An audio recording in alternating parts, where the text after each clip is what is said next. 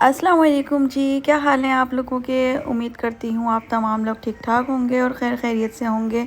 तो मैं हूँ उर्फ़ा फ़ातिमा और आज मैं आप लोगों के लिए लेकर आई हूँ एक बहुत ही इम्पॉर्टेंट सा टॉपिक जिस पर बात करना बहुत ज़्यादा ज़रूरी है। और ये समझें हमारे वक्त और हालात के साथ साथ ना ट्रेंड बनता जा रहा है। जैसे पहले की लड़कियां समझदार अच्छी अपने माँ बाप का कहना मानने वाली होती थी ना, इसी तरह से आजकल की जो लड़कियां हैं ना वो इस ट्रेंड को फॉलो कर रही हैं कि जिस जगह पर जिस लड़के के पास ज़्यादा पैसा होगा बस उसी के पीछे वो भागना शुरू हो जाती हैं अंधाधुंध जो है ना। ये समझें कि वन साइडेड लव जो होता है ना, मतलब लव तो समझे है ही नहीं ना इन लोगों की ज़िंदगियों में।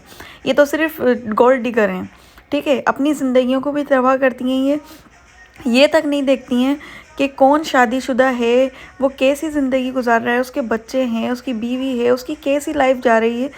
किसी बात का इनको कोई फ़र्क नहीं पड़ता। इन्होंने सिर्फ़ और सिर्फ किसी की ज़िंदगी तबाह करनी है और इनको पैसा चाहिए बस। इनको कोई फ़र्क नहीं पड़ता कि आगे वाला जो बंदा है उनके साथ लॉयल है या नहीं है, या हम उसकी लाइफ के अंदर अगर इंटरफेयर कर रहे हैं तो उसका हमारी लाइफ पर क्या इम्पेक्ट होगा। या वो लड़की जो पता नहीं कितने ख्वाब देखकर, कितनी ख्वाबों की कितनी परेशानियां देखकर, या उसकी लव मैरिज भी है तो किस मराहिल से गुज़रकर उसने अपनी शादी को इस पाए तकमील तक पहुंचाया है।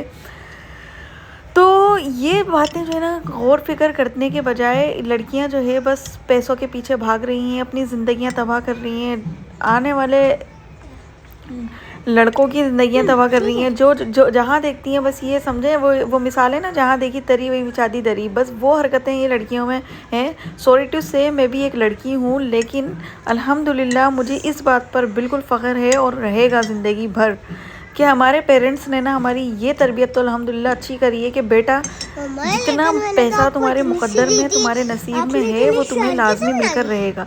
बस अपने नमाज़ों को कायम रखो और अल्लाह से दुआ करते रहो कि अल्लाह पाक तुम्हारे लिए तमाम चीज़ों को अच्छा रखे। आज तुम अच्छा किसी के लिए सोचोगे तो कल तुम्हारे लिए भी अच्छा होगा, ठीक है। अब जो है लड़कियां क्या होती हैं, ये स्पेशली लड़कियों की ही मैं बात कर रही हूँ, लड़के भी इस तरह के होते हैं, लेकिन ज़्यादातर जो अक्सरियत पाई जा रही है ना, सॉरी टू से ऑल सब इसमें नहीं आती हैं इस कैटेगरी में, लेकिन जो गोल्ड डिगर हैं उनका तो कोई खुदा हाफिज़ ही है।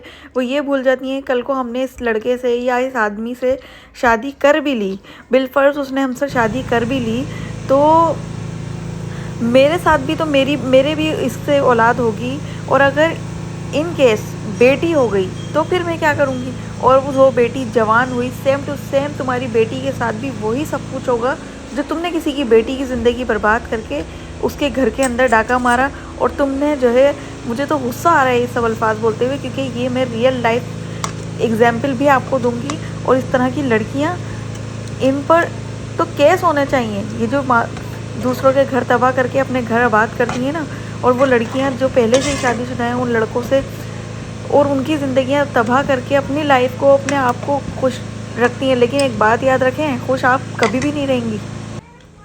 ज़िंदगी में सुकून की तलाश ज़रूर करते रहोगे लेकिन तुम्हें सुकून नहीं मिलेगा। और हाँ, वो शौहर जो अपनी ज़िंदगियों के अंदर अपनी बीवियों के साथ लॉयल नहीं है और मुंह पे कुछ और हैं, पीठ पीछे कुछ और हैं, बाहर जाने के बाद वो कुछ और हैं, घर के अंदर वो कुछ और हैं, और ऐसे शोहरों का भी अंजाम बहुत बुरा है। इसी दुनिया के अंदर वो अपनी औलाद की सूरत में भी देखेंगे। लेकिन मैं ये कहती हूँ कि जो इंसान गलत कर रहा है ना, चाहे वो लड़का है या लड़की है, जो इंसान गलत कर रहा है, गलत की सज़ा उसी शख्स को मिलना चाहिए, उसकी औलाद को नहीं मिलना चाहिए उसकी सज़ा। क्योंकि औलाद की सज़ा भी अगर मिलती है ना तो सिर्फ माँ ही तड़पती है। तो अगर आप कभी बोले भी ना, वैसे तो बद्दुआ किसी को देना ही नहीं चाहिए, लेकिन एक ये फैक्ट है, अगर आप किसी की ज़िंदगी को अजाब करेंगे ना तो आप सुकून की तलाश में पूरी दर दर की ठोकरें तो खाएंगे, मगर सुकून आपको कहीं नहीं मिलेगा। ये बात याद रखें। और वही सब कुछ होगा, ये दुनिया मकाफ़ात है, वही सब कुछ होगा जो आप कर रहे हैं, करके जाएंगे इंशाल्लाह। मेरी तो ये है, एक मैं आपको बताती हूँ मिसाल कि एक लड़की है, उसने अपने पैसों के चक्कर में किसी ऐसे शख्स से शादी कर ली जो बहुत मालदार है, और अपनी शादीशुदा ज़िंदगी तबाह करके, बर्बाद करके इबरत बन चुकी है वो लड़की, दुनिया के लिए भी और आखिरत के लिए भी। किसी की शादीशुदा ज़िंदगी के अंदर इंटरफेयर किया, फिर उसके बाद उस शोहर से अभी मैं क्या ही बोलूँ आपको, बाकी आप लोग खुद समझदार हैं। और जाकर अपनी खूबसूरतियाँ दिखाई, जो इवन कि उसके बच्चे भी हैं ऑलरेडी। लेकिन मैं ऐसे शोहरों को कहती हूँ कि क्या फ़ायदा, तुम ज़िंदगी भर उस औरत से अपने काम निकलवाते हो, अपने ज़रूरियात पूरी करवाते हो, अपने बच्चों को पलवाते हो, अपने घर संभलवाते हो, और उसी के साथ तुम लॉयल नहीं हो। पीठ पीछे तुम जाके दूसरी लड़कियों को दूसरे घरानों के अंदर झांकते हो।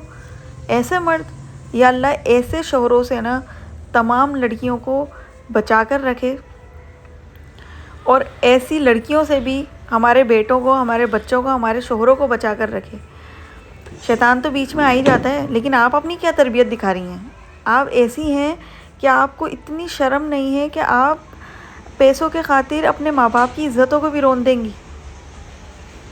कोई फ़र्क नहीं पड़ता आपको कि किसी की शादीशुदा ज़िंदगी कैसी जा रही है, कैसी नहीं जा रही, बस आपने इंटरफियर किया और उसकी शादीशुदा ज़िंदगी बर्बाद की और आपने शादी कर ली। शर्म का मुकाम है, थोड़ी शर्म करें। और अगर शोहर शादी कर सकता है, हमारे इस्लाम में इजाज़त है कि 4 शादियां कर सकता है, लेकिन अगर शादी का भूत इतना ही सवार हो चुका है ना, तो मेरी बात सुने, आपको दोनों बीवियों हो या 3 हो या 4 हो, सब में मसावात रखना है, इंसाफ रखना है। अगर इंसाफ नहीं रखेंगे तो आपका अंजाम दुनिया में भी बुरा है और आखिरत में भी, ये बात याद रखें।